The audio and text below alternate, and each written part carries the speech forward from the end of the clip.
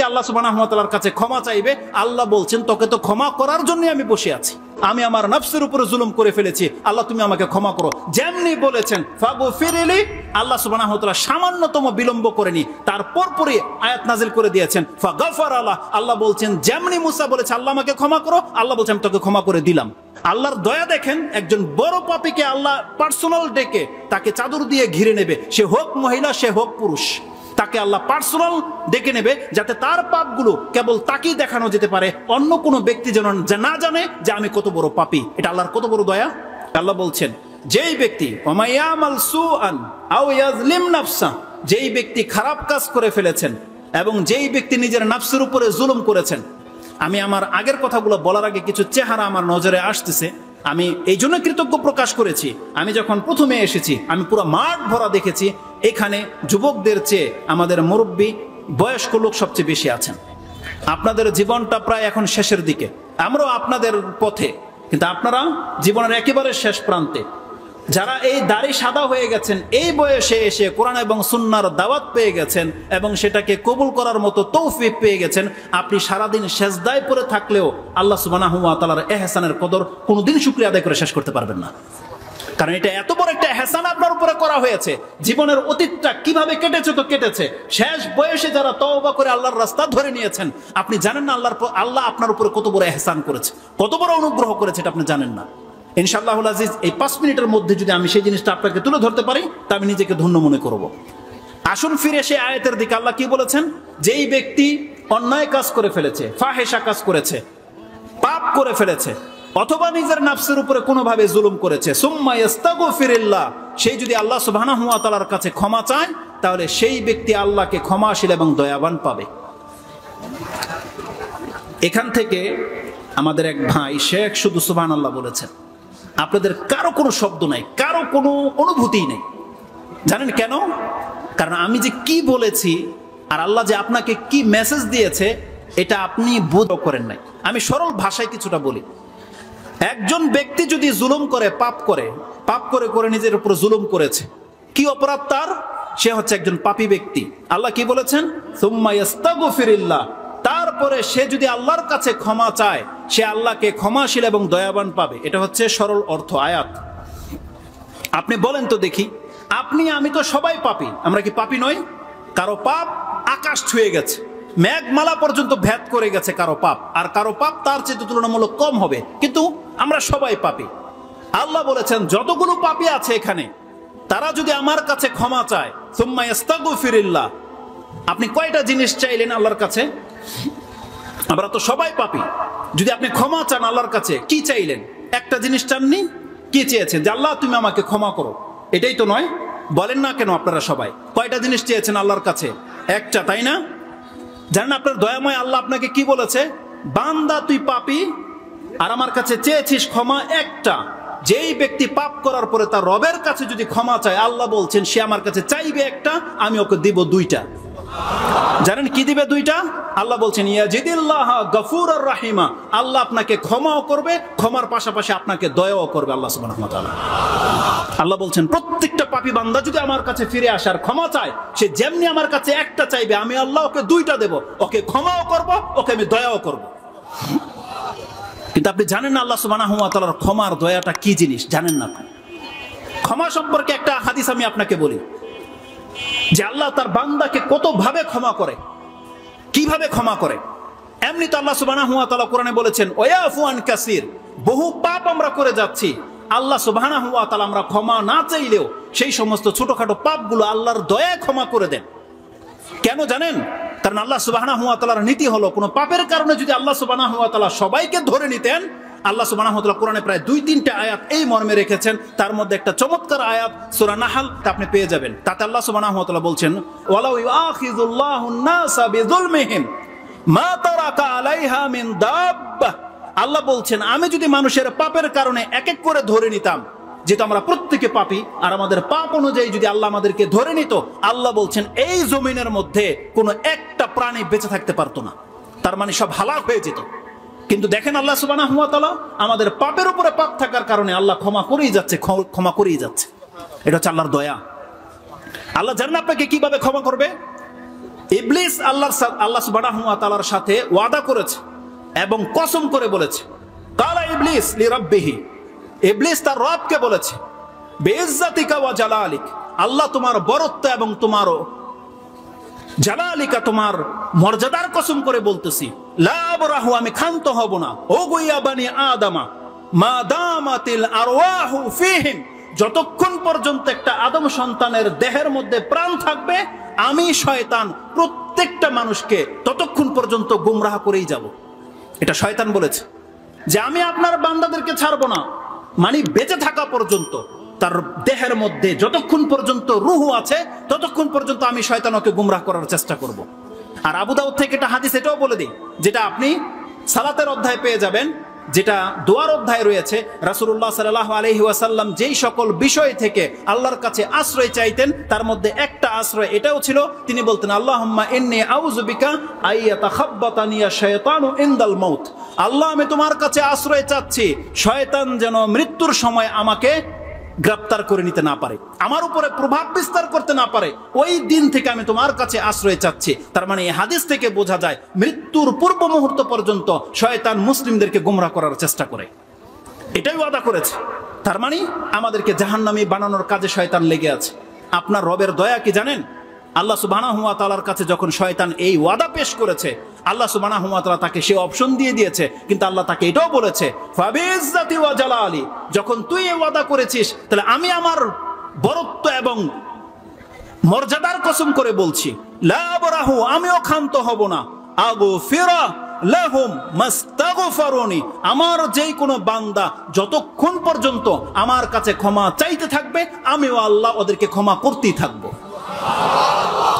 এটা মুসনাদে আহমদ 11,244 পেয়ে যাবেন, মুসান্নাফ আবি ইয়ালাতেও রয়েছে, আর দাওয়া লিতাবরানিতেও রয়েছে, ইমাম নাসিরউদ্দিন আলবানী সাহিহুল জামেতে তিনি 1650 পেয়ে যাবেন, এবং সিলসিলাতুল হাদিস সাহিহার মধ্যে 104 নম্বরে রয়েছে। তার মানে সহি একটা হাদিস আমি আপনার কাছে বর্ণনা করেছি যে আল্লাহ সুবহানাহু ওয়া তাআলার কাছে শয়তান ওয়াদা করে নিয়েছে যে মরার আগ পর্যন্ত আমাদেরকে গোমরাহ করবে, আর আল্লাহ বলেছেন এই গোমরাহ হওয়া ব্যক্তিগুলো যতদিন পর্যন্ত আমার কাছে তওবা করতেই থাকবে আমি আল্লাহ ততবার তাকে ক্ষমা করতেই থাকবো। এর সাপোর্টে আমি মুসলিম থেকে একটা হাদিস আপনাকে শোনাই।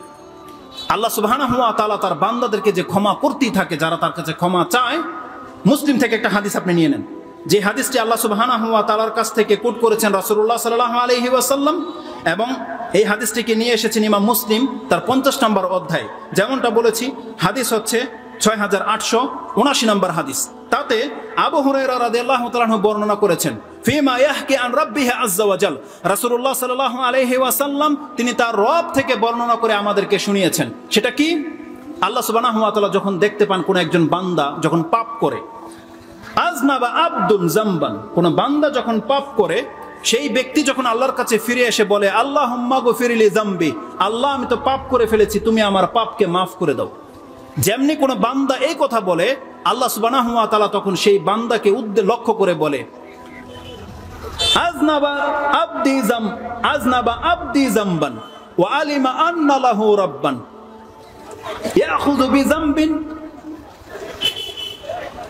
আল্লাহ সুবহানাহু ওয়া তাআলা তখন সেই ব্যক্তিকে বলে যে আমার এক বান্দা পাপ করেছে, আর সেই ব্যক্তি জেনে গেছে যে তার এমন এক প্রতিপালক আছে যে প্রতিপালক চাইলে ওর পাপের কারণে এখন ওকে ধরতেও পারে, আর আল্লাহ চাইলে ওকে ক্ষমা করতেও পারে। যখন একজন ব্যক্তি আল্লাহর কাছে ক্ষমা চায় তখন আল্লাহ সুবহানাহু ওয়া তাআলা এইভাবে তার বান্দা বলে পরিচয় দেয় যে আমার এক বান্দা পাপ করে ফেলেছে এবং আমার বান্দা এটা ভালো করেই জানে যে আমার এক প্রতিপালক আছে, আমি যদি এখন আমার রবের কাছে ক্ষমা চাই তাহলে তিনি চাইলে আমাকে ক্ষমা করে দিতে পারে।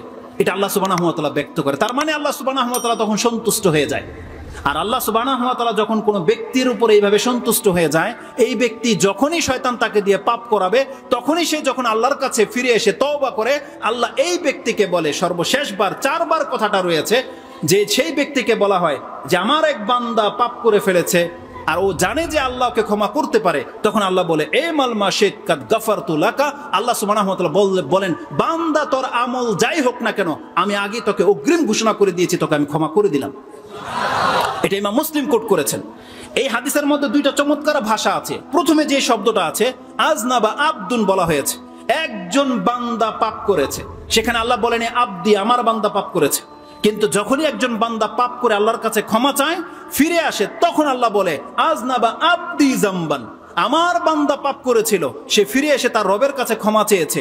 তখন আল্লাহ সুবহানাহু ওয়া তাআলা তার ভাষাটাই চেঞ্জ করে দেন। তার মানে একজন আম পাবলিক, সাধারণ বান্দা যখন পাপ করে তখন সে আল্লাহর বান্দা, আল্লাহ পরিচয় দেয় না। কিন্তু যখনই সে ফিরে আসে আল্লাহর কাছে, তখন আল্লাহ বলে এটা আমার বান্দা, ও তো আমার কাছে ফিরে এসেছে। তখন আল্লাহ সুবহানাহু ওয়া তাআলা বলে যতবার তোর দ্বারা পাপ হয়ে যাবে, তুই যতবার আমার কাছে ফিরে আসবি, আমি ততবারই তোকে ক্ষমা করে দিব। আমি ক্ষমা করে দিলাম, আল্লাহ সুবহানাহু ওয়া তাআলা বলেছে। আল্লাহ যে ক্ষমা করে দিবে, যতবার আপনি পাপ করবেন ততবার ক্ষমা করে দিবে, এটা স্পষ্ট ভাষাটা তিরমিজি থেকে নিয়ে নেন। ইমাম তিরমিজি রাহিমাহুল্লাহ তিনি তার দোয়ার অধ্যায়ে আপনি 3540 নম্বর হাদিসটি পেয়ে যাবেন। আনাস রাদিয়াল্লাহু তাআলা আনহু থেকে এই হাদিস বহুবার শুনেছেন যে আল্লাহ সুবহানাহু ওয়া তাআলা একজন আদম সন্তানকে ডেকে বলে, ইয়া ইবনা আদম ইন্নাকা মা দাআউতানি ওয়া রাজাউতানি গাফারতু লাকা আলা মা কানা ফিক ওয়ালা উবালি। হে আদম সন্তান, তুই যতবার আমাকে ডাকবি, যতবার আমার কাছে ফিরে আসবি, আমি ততবারই তোকে ক্ষমা করব, আমি কোনো পরোয়া করি না। এটা আল্লাহ সুবহানাহু ওয়া তাআলা বলেছেন। এবং বলছেন ইয়া ইবনা আদম লাউ বালাগাত যুনুবুকা আনানাস সামাই সুম্মা ইস্তাগফারতানি গাফারতু লাকা ওয়ালা উবালি। আল্লাহ সুবহানাহু ওয়া তাআলা বলেছেন প্রত্যেকটা বান্দাকে যে আল্লাহর রহমত থেকে নিরাশ যে হওয়া যাবে না, আল্লাহ যে নিষেধ করেছেন যে তুমি আমার রহমত থেকে নিরাশ হয়ে যেও না। কেন? আল্লাহ বলেছেন আপনার কত পাপ হয়েছে আপনার আমলনামায়, এটা কোনো মানুষ ভাবতে পারে না যে কত পাপ হলে আল্লাহ ক্ষমা করবে। তাই আল্লাহ নিজের পক্ষ থেকে বলেছে লাউ বালাগাত যুনুবুকা আনানাস সামাই, তোমার পাপ যদি আকাশের মেঘমালা পর্যন্ত হয়ে যায়, যত আকারে মেঘ রয়েছে এত পাপও যদি হয়ে যায়,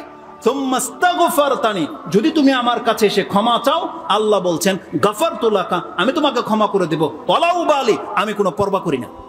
তার মানে আপনার জীবনের সমস্ত পাপগুলো আপনি জমা করে দিয়ে যদি আল্লাহর কাছে বলেন যে আল্লাহ আমার 60 বছর হয়ে গেছে, এত পাপ আমি জমিয়ে ফেলেছি, আল্লাহ তুমি আমাকে ক্ষমা করো, আমি তোমার কাছে ক্ষমা চাচ্ছি, আল্লাহ বলছেন ওকে ক্ষমা করে দেওয়া হবে। আল্লাহ কোনো পরোয়া করে না। আর এই যে কথাগুলো বলতেছি না, এর মধ্যে দুইটা চমৎকার মেসেজ আছে, জানেন সেটা কি?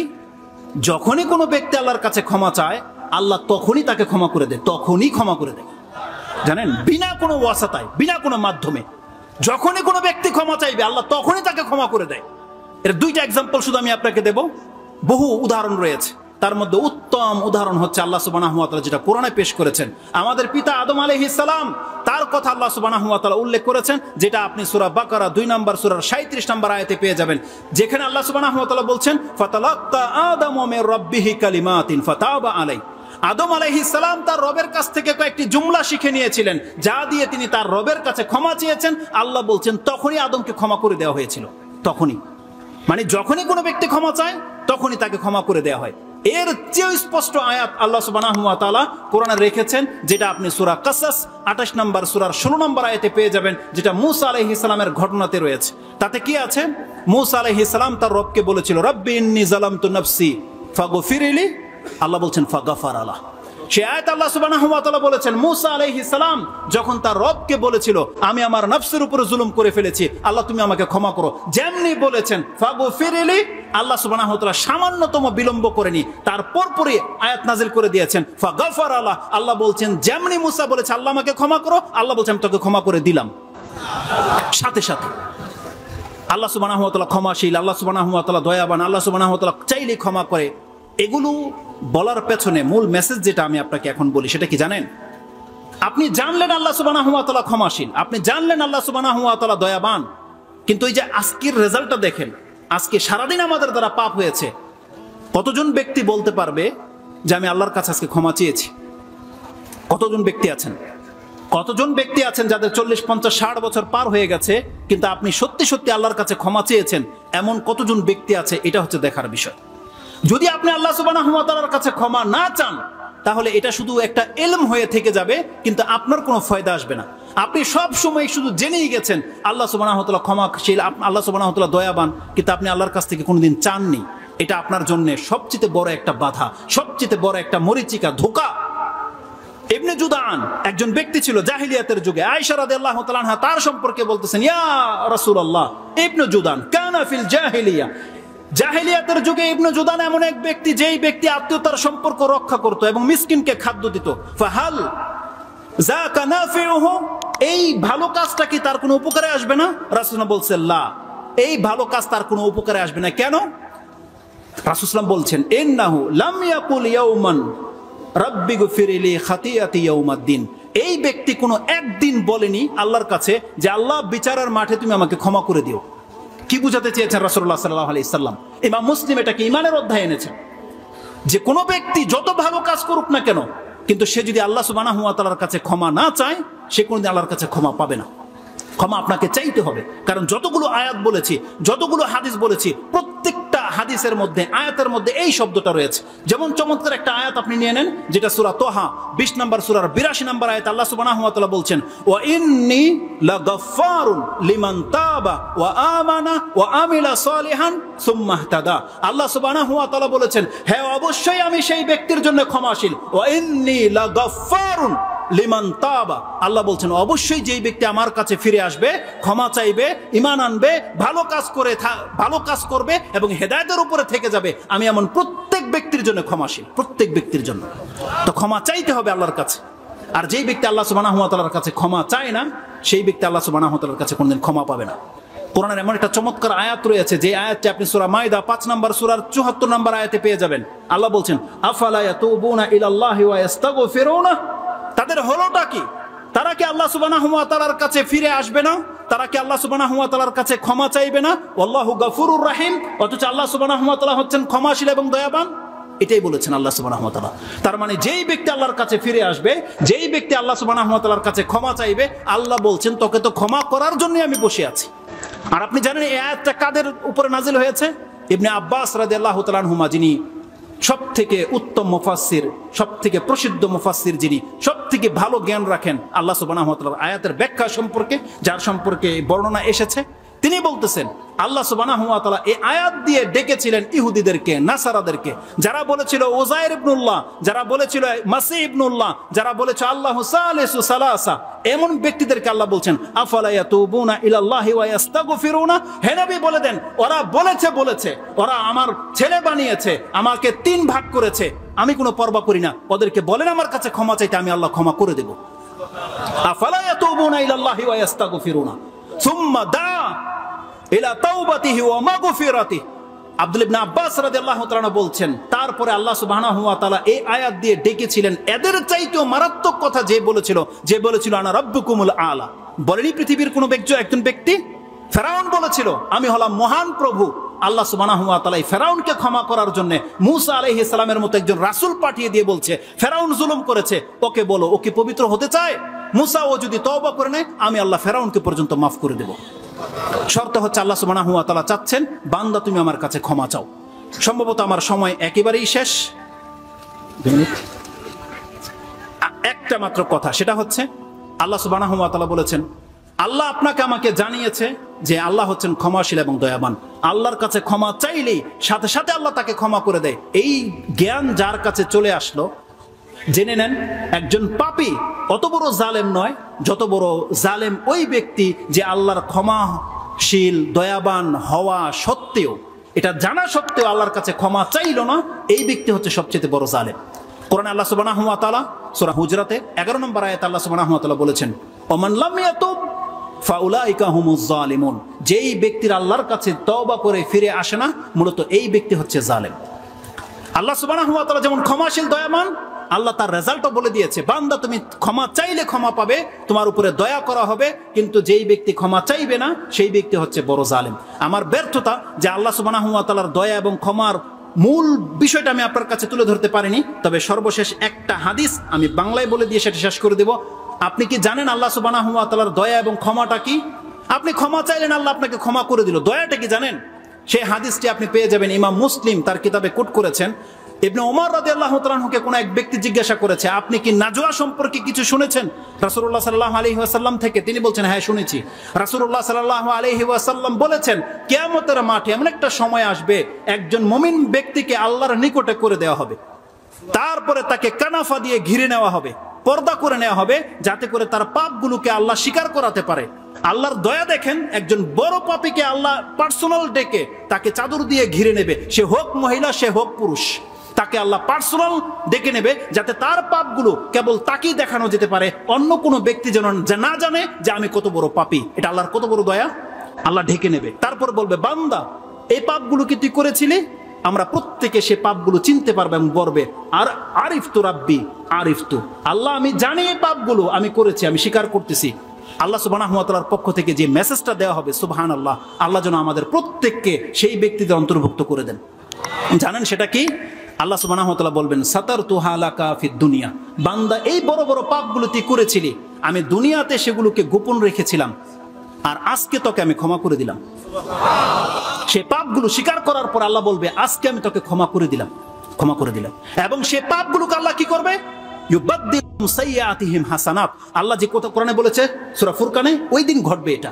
আল্লাহ তার সেই আমলের নামা কিতাবটাকে পরিবর্তন করে তার ডান হাতে ধরিয়ে দেবে এবং সে পর্দার থেকে বেরিয়ে আসবে, যেটা আল্লাহ সুবহানাহু ওয়া তাআলা 59 নম্বর সূরায় বলেছে, হা উমকুরাউ কিতাবিয়া ইন্নী জানান্তু আন্নী মুলাকিন হিসাবিয়া। সেই ব্যক্তি বলবে, আসো আমার কিতাবটা পড়ে দেখো যে আমার রব আমাকে ক্ষমা করে দিয়ে আমার আমলনামা ডান হাতে ধরিয়ে দিয়েছে, আমি জানতাম আজকে আমার রব আমার সাথে এমনটা করবে।